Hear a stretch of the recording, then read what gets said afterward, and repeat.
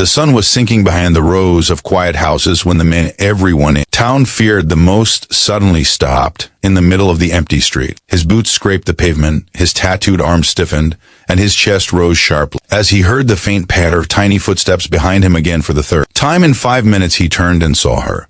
A little girl in a bright blue dress, no taller than his waist, following him with hesitant but determined steps. Her big, trembling eyes were fixed on him, as if he was the only lifeline she had left in the world. And in that moment, despite his reputation, despite the leather vest and the patches that made people cross the street when they saw him coming, something inside him shifted. Something ancient, buried under years of pain and hardness, stirred like an old wound reopening. Before the story continues, if you believe the world needs more kindness, more second chances, and more reminders that even the toughest hearts can soften, please like, comment, share, and subscribe. It truly helps us bring more real, emotional stories to you. He tried to ignore her. He wasn't the kind of man children approached, and certainly not the kind they followed up. He walked faster, his heavy boots thudding on the red-bricked road, but the soft little footsteps matched him. When he slowed, she slowed.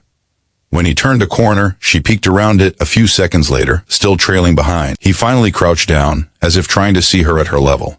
Though the intimidating aura around him didn't change, the little girl stayed several feet away, her tiny fists clenched, her face smeared with dust, and something that looked too close to dried tears.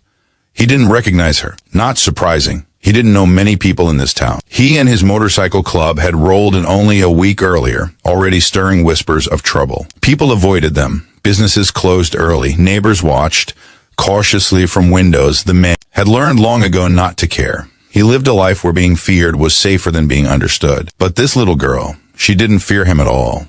She approached him like she had chosen him deliberately, like she had decided he was the one person she needed. He stood again, turned away, and tried to walk off.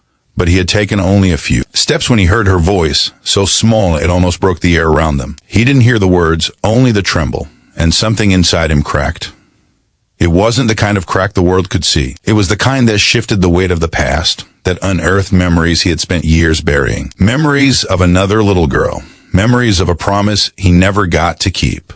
He turned again and finally walked toward her slowly. She didn't flinch. She didn't run.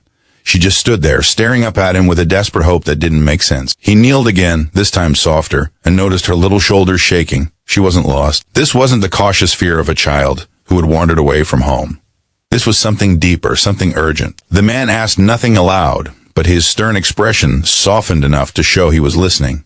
That was all she needed. She moved closer, lifting her small hand to point down the street, the opposite direction of where he had been heading. There was a house at the far end, half hidden by trees, its windows dim.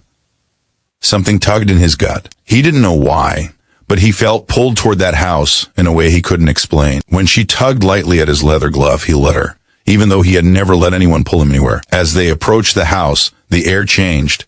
It was too quiet. The front gate hung open, one hinge broken. The yard was unkempt, the grass overgrown, toys scattered in a way that didn't feel playful. The girl's tiny hand tightened around his glove. She led him not to the door, but around the side of the house, where a small window was cracked open. She crawled through the gap with practiced ease, disappearing into the shadows inside. He hesitated only a moment before following.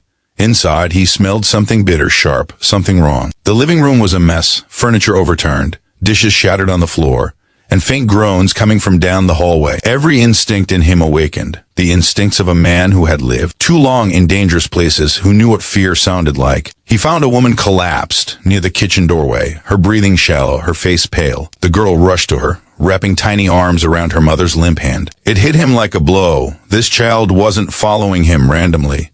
She wasn't lost. She wasn't wandering. She was searching for help, and somehow she had chosen him. The man the whole town avoided because no one else had stopped. No one else had looked.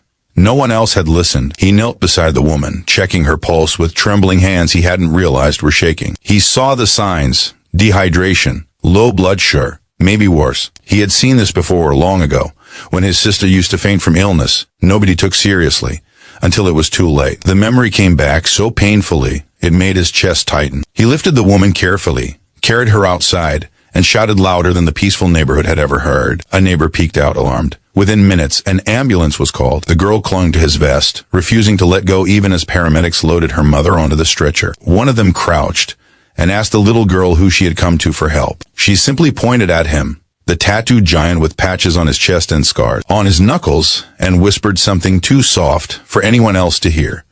But he heard it, and it shattered him. Because you looked. He hadn't realized tears had begun streaming down his face until the paramedic handed him a tissue gently, as if understand. Something had broken open inside him.